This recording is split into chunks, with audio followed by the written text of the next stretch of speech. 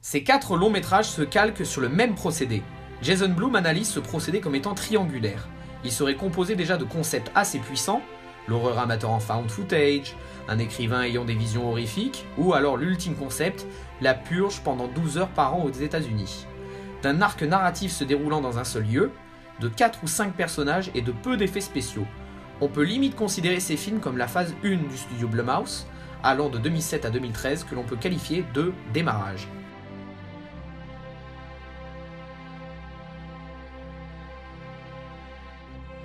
C'est avec Paranormal Activity en 2007 d'Oren Peli que tout commence. Dans une interview, Paul Ross aiguille sa discussion avec Oren Peli autour d'une comparaison particulière faite avec The Blair Witch Project. Pourquoi avoir choisi une maison, un lieu de vie de tous les jours pour ce film? La réponse de Peli se fait catégorique. Quand vous vivez dans un appartement, vous entendez du bruit à certains moments. Vous pensez la plupart du temps qu'il s'agit de vos voisins, mais quand vous vivez dans une maison détachée des autres en banlieue, vous vous posez des questions dès que vous commencez à entendre du bruit. Quand vous entendez des bruits la nuit, vous pouvez directement faire le lien avec le surnaturel, la maison hantée. Ce que j'ai essayé de penser, c'est si vous êtes dans cette situation, comment allez-vous essayer de voir ce qu'il se passe?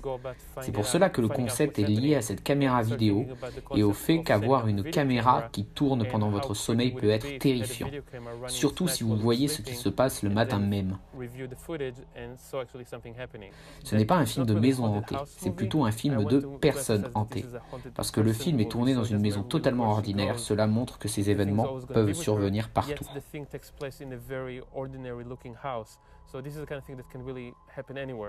Deux intentions se cachent dans la réalisation de Paranormal Activity. En premier lieu, éviter l'écueil du film sur la maison hantée, privilégiant celui sur la personne hantée, et enfin, montrer que ce genre de fait, renforcé par l'amateurisme du found footage, peut se passer n'importe où. Être effrayé par des choses élémentaires de la vie de tous les jours, est jugé par Oren Peli comme plus efficace. Cet état d'esprit sera réutilisé dans les futurs films Blumhouse, comme Ma ou Action ou Vérité.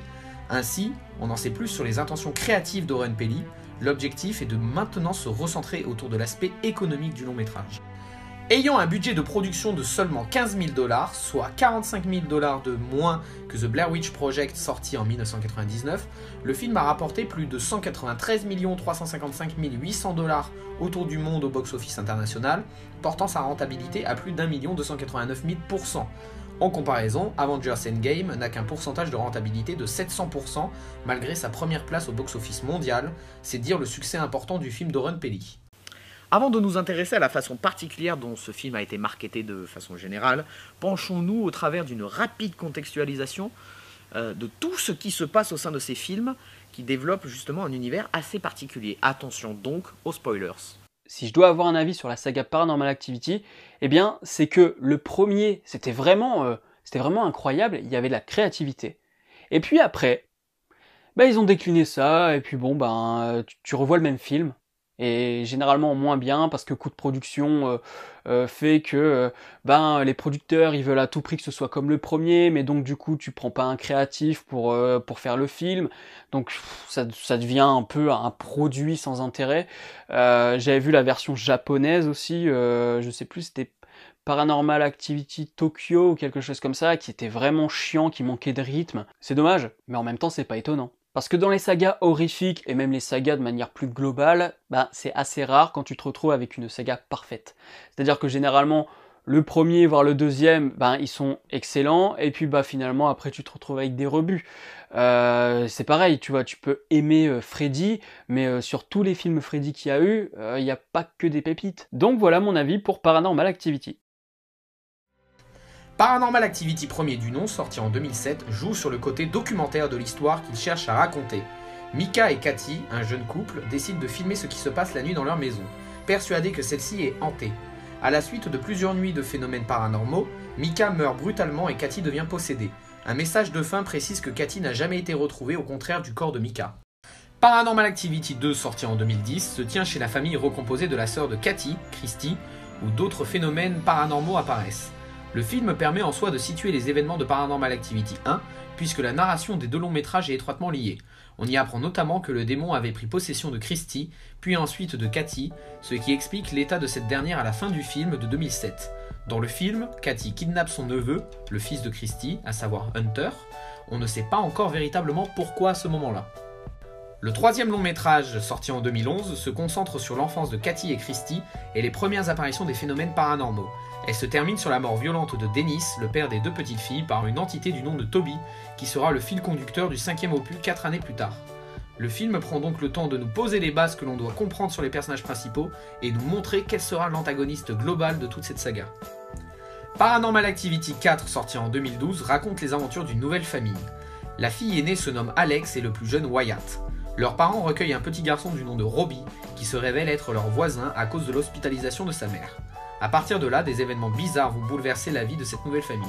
On y apprend que l'enfant de la famille, Wyatt, est un enfant adopté et que certains éléments du film révèlent toujours la présence du démon Toby et de la véritable identité de Wyatt, qui se révèle être en fait Hunter, le neveu de Katy. Katy débarque alors dans la maison, récupère Hunter et tue toute la famille, à savoir Alex, Doug le père et Holly la mère. Le spin-off baptisé Paranormal Activity The Marked Ones en 2014 ne suit pas trop l'arc narratif autour de Katy et Christy, se permettant toutefois quelques passerelles avec le cœur de la saga. Elle raconte néanmoins les aventures de Jess, un adolescent qui commence à devenir violent à la suite d'une de ses rencontres avec le paranormal. Enfin, Paranormal Activity 5 Ghost Dimension en 2015 est caractérisé comme le dernier long métrage de la saga et permet de suivre les aventures d'une nouvelle famille qui trouve de vieilles cassettes sur les souvenirs d'enfance de Katy et Christy, suivi lors du film Paranormal Activity 3 et sur l'hypothèse de la présence du démon Toby qui revient hanter la nouvelle famille. Cette dernière affronte le démon mais finit par échouer. Leila, la petite fille, part finalement avec Toby qui a pris vie dans une dimension fantôme. C'est au travers de ce dernier film que l'on a enfin la conclusion de tout l'arc narratif de la saga et la réponse à certaines questions.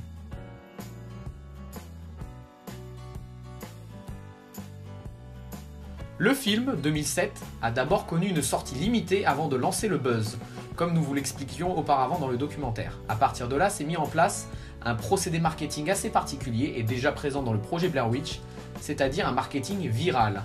Pas ou peu de budget consacré pour devenir une promotion comme des films d'horreur plus conséquents, c'est-à-dire les 8 millions de budget utilisés pour 28 semaines plus tard de Danny Boyle sorti la même année, ce qui permet déjà une assurance de bénéficier de plus de sous pour en assurer la pub. Ici on a un marketing dit viral qui signifie que le film dépendait grandement du bouche à oreille et des premiers retours spectateurs. Le bouche à oreille s'est effectué notamment via Twitter au travers de l'hashtag TweetTheirScreams pour raconter via le peu de caractères permis par Twitter l'expérience ressentie des spectateurs pendant le long métrage.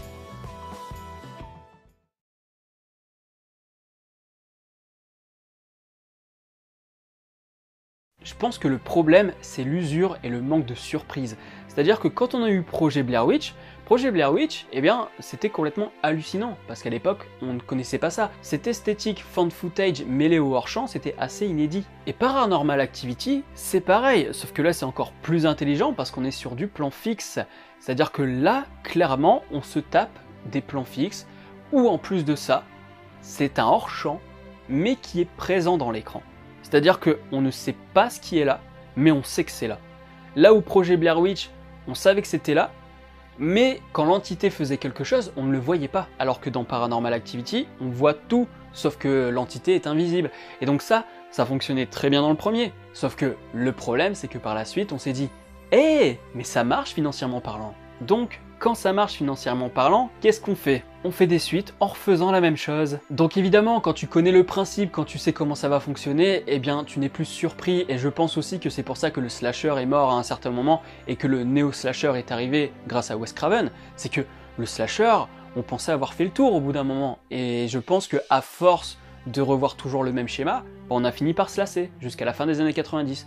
Et bien là, avec l'esthétique found footage, c'est un petit peu pareil, c'est-à-dire que Projet Blair Witch est arrivé, il a cassé la baraque, et puis derrière on a eu Rec, on a eu Paranormal Activity, on a eu plein de films dans cette esthétique found footage, ce qui fait que, ben oui, ça a marché, mais à force d'user le filon, à force d'user de ces mécanismes-là, ça ne fonctionnait plus. Parce que quand une œuvre se décline en franchise qui devient un produit, bien finalement la créativité n'est plus vraiment au rendez-vous. C'est-à-dire que comme le premier a marché, il faut que le 2 sorte assez rapidement pour battre le fer tant qu'il est encore chaud. Donc ça aussi, ça participe au déclin de Paranormal Activity.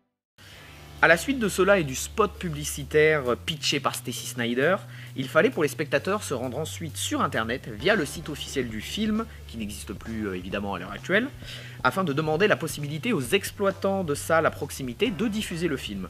Passé un certain seuil, les 1 million notamment de demandes, le film sortait dans tout le pays. Enfin, ce qui boosta véritablement le bouche à oreille du métrage, c'est l'écho positif de Steven Spielberg, qui déclara avoir pris peur pendant toute la projection du film. Comme quoi, les plus grands cinéastes parviennent à lancer sur le devant de la scène de très modestes projets. Et Bloom peut probablement remercier sa bonne étoile d'avoir vu Spielberg croiser la route de Paranormal Activity. C'est la première fois qu'un film a recours à cette méthode marketing, c'est-à-dire faire appel aux spectateurs pour décider eux-mêmes de la visibilité nationale du film. En dehors du territoire mère, le film a connu une distribution plutôt classique par le studio de distribution Paramount, présent dans de nombreux pays à l'échelle internationale.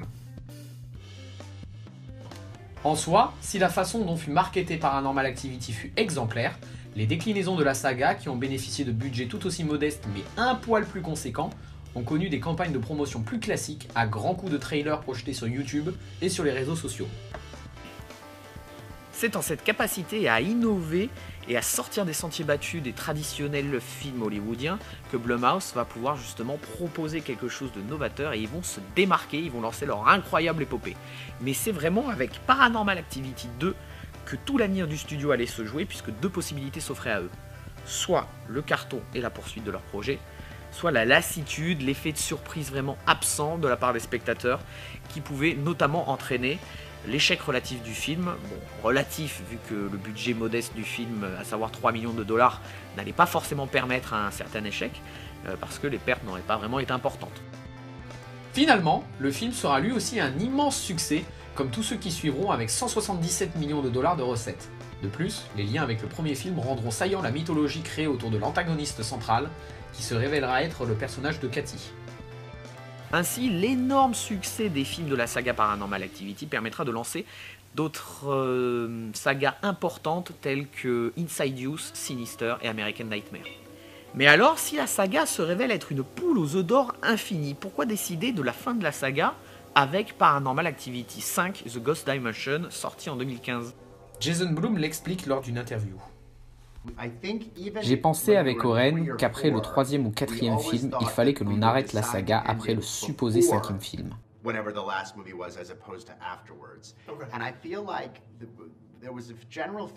Il y avait un sentiment général après ce 5e film qui était qu'on avait trop de fois teasé le spectateur et nous avons pensé que les spectateurs voulaient absolument des réponses directes et non avoir des questions supplémentaires. Et dès que nous avons commencé à écrire le film, nous avons décidé que cela allait être le dernier. Et je ne pense pas que ce genre de choses ait déjà été fait dans une autre franchise d'horreur, car je pense que ce genre de décision est souvent faite a posteriori du film en question. Il y a deux raisons à cela. Le souhait de ne pas aller au-delà de 4-5 films vraiment par franchise, au risque de voir les précédents films contredire les autres, et aussi arrêter de teaser sans cesse le spectateur et lui apporter enfin de réponses concrètes. Raison de plus à cet arrêt de la saga en 2015 après 5 films et un spin-off, l'échec relatif du dernier en date compte tenu du budget employé. Paranormal Activity 5 aura en effet coûté pas loin de 15 millions de dollars, en production plus une estimation du marketing, pour en rapporter 77 959 374, soit le plus faible score de la franchise. Le coût assez élevé par rapport à la méthode de production de Blumhouse s'explique de plusieurs façons. D'abord, le nombre élevé d'effets spéciaux. Les multiples apparitions du démon Toby nécessitent notamment plusieurs effets, tout comme le dénouement final. Il y a aussi l'adaptation au format 3D, qui engendre des frais supplémentaires, ainsi qu'une raison plus cartésienne, le fait qu'il s'agisse tout simplement du dernier film de la saga et qu'il fallait en quelque sorte jouer son va-tout dans un grand spectacle de l'horreur pour clore toute la narration. Chose qui en soi est plutôt réussie quand on regarde le final du long métrage, assez réussi dans son ensemble. Mais en dehors de tout ça, Paranormal Activity reste un film qui a rendu célèbre une grande mode du cinéma hollywoodien d'aujourd'hui, déjà commencé par le projet Blair Witch, à savoir la méthode dite du found footage. Found footage signifie littéralement enregistrement trouvé et désigne la récupération de bandes vidéo dans le but de créer un autre film. D'une autre manière, c'est aussi une catégorisation d'un sous-genre du cinéma fantastique, initié ainsi avec le projet Blair Witch. L'esthétique found footage, manière prise ici comme un élément dramaturgique à l'intérieur d'une construction fictionnelle, est utilisée par les réalisateurs de faux documentaires et de films d'horreur, auxquels elle confère une dimension hyper réaliste ou du moins vériste. La plupart du temps, ces productions fabriquent elles-mêmes leur found footage. Cette façon de concevoir permet de rendre au film une dimension de film amateur au travers de plusieurs moyens techniques. Une présence de flou due au mouvement de caméra parfois teinté d'imprécision, un cadrage aléatoire, la vision obstruée par quelque chose de filmé au premier plan de l'image, et des bruits parasites renforçant l'imprécision de la captation du son.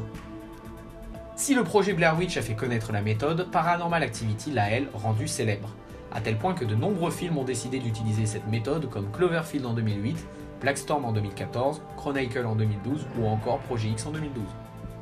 Black Storm, c'est l'histoire d'une équipe de chasseurs de tornades souhaitant être au plus près d'elle pour les filmer.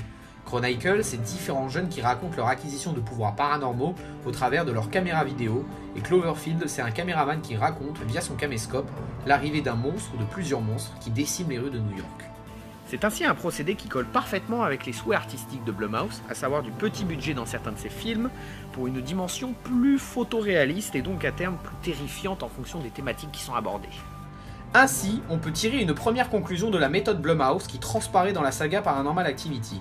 Un petit budget, qui ne dépasse jamais les 10 millions de dollars, des procédés techniques révolutionnaires pour le cinéma de l'époque, pas si révolutionnaires parce que le projet Blair Witch a déjà utilisé le found footage, mais Paranormal Activity aura eu le mérite de rendre ultra célèbre le procédé. Une façon de vendre un film aux antipodes du merchandising hollywoodien classique. À partir de cet étonnant succès, naîtra alors deux autres sagas, toujours dépendantes de la phase 1 de Blumhouse, mais sur lesquelles nous passerons assez vite. Il s'agit des sagas Inside Use et Sinister.